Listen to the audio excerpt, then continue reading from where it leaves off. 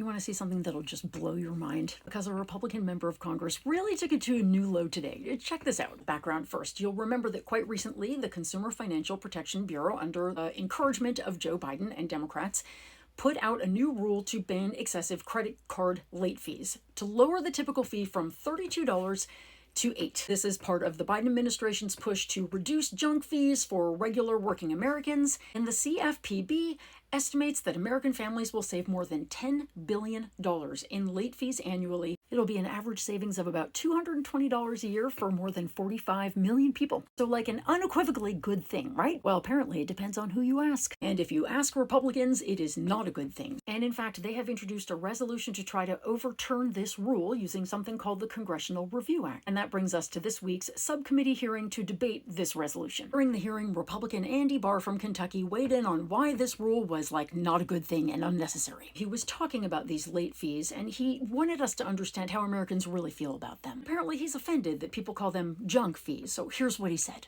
And by the way, the vast majority of Americans agree that they're legitimate. They don't think they're junk.